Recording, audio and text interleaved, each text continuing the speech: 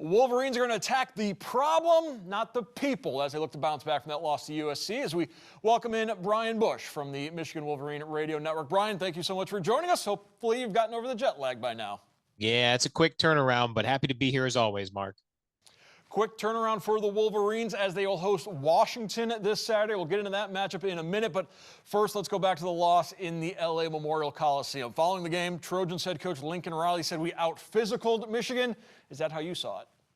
Tough not to when a backup running back rumbles for more than 100 yards. USC has 11 plays of 10 or more yards in the game, and I mean, they just took care of business up front in a way that I certainly didn't anticipate. You kind of build that matchup as USC's speed, their athleticism, their individual, high level talent at the skill positions against Michigan's grind it out, try to make sure you win at both lines of scrimmage. And Michigan just wasn't able to do that. I thought Michigan's defensive line against USC's offensive line was at least close to a stalemate, but what USC was able to do against Michigan's offensive line was a big struggle. Sherrone Moore said it pretty simply in his media availability earlier in the week. Offensively, got to finish drives, and defensively, got to tackle. The latter of those two certainly lends itself to some physicality issues. Offensively, I think that was one of the surprises because you had a healthy offensive line for the Michigan Wolverines, and obviously you didn't have Justice Haynes in the second half. Sherrone Moore thinks he's going to be good to go for this week, but without Justice Haynes, you thought you'd be okay with Marshall, but the offense was not clicking in that second half.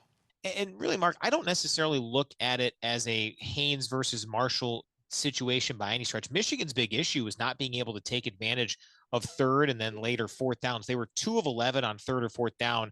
USC was doing pretty well in terms of slowing down Justice Haynes in a way that really no one has done in a small sample size in that game.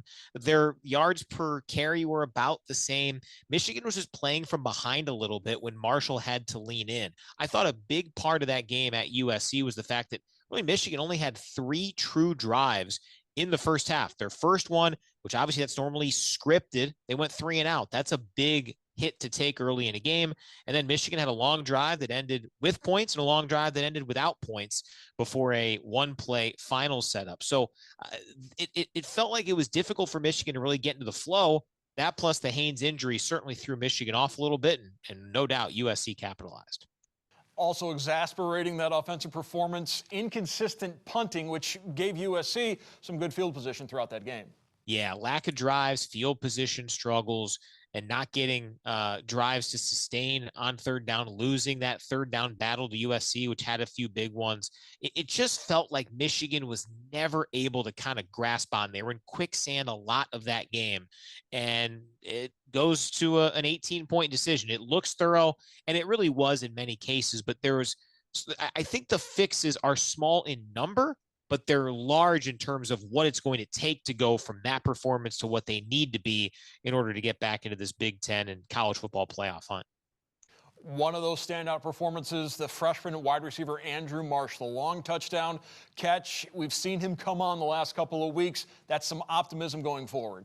Yeah, the cliches, he doesn't look like a freshman anymore. I don't know if he's ever looked like a freshman. What he's done since getting an opportunity has been really impressive. And I thought that long touchdown grab, it's simple. It looks simple, but how he's able to execute that and just basically take off from there was really impressive.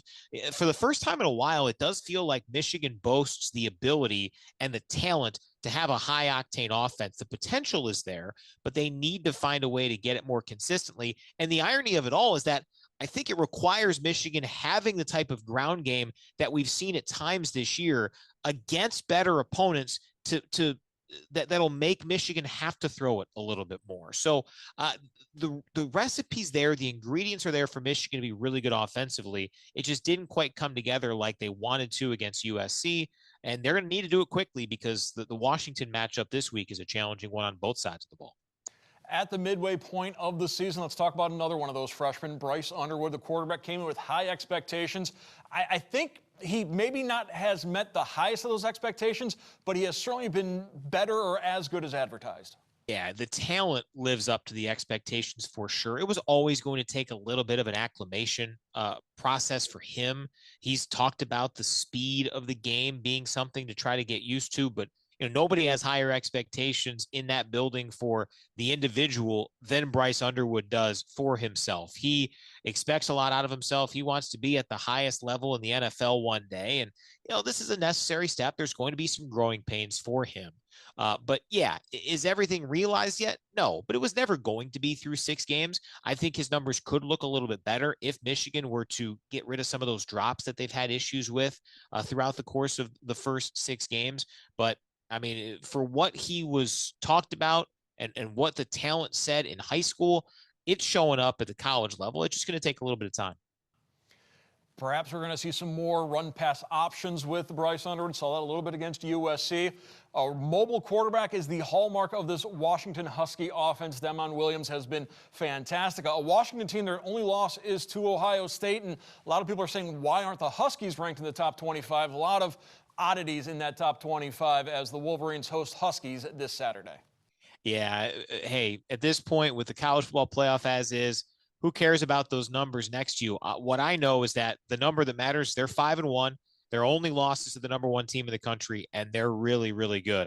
I was blown away by Demond Williams this past week against Rutgers because he had 30 passing yards in the first quarter.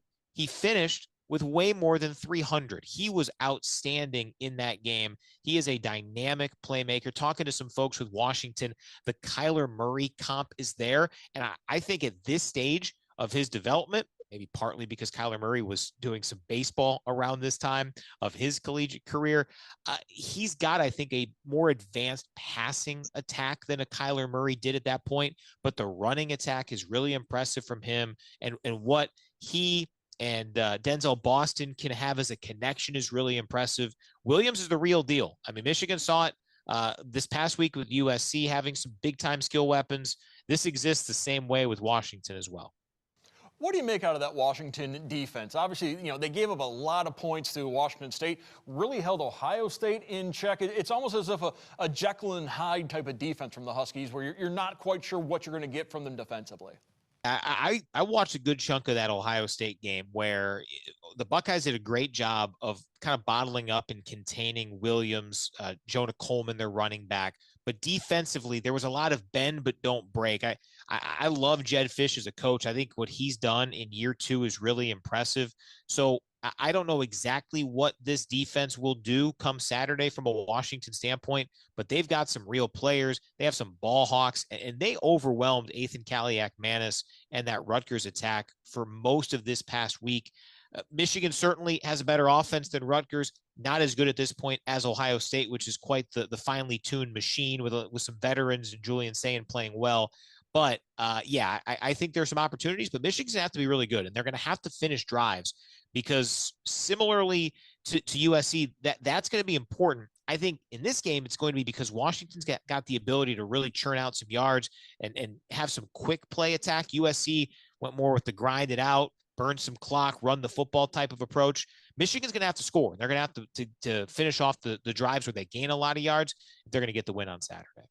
Michigan coming back to the big house. Jed Fish coming back to the big house. Washington head coach, former assistant in Ann Arbor. It'll be interesting to see what type of homecoming it is for Fish and company. I want to thank Brian Bush from the Michigan Radio Network for joining us. Brian, once again, thank you so much.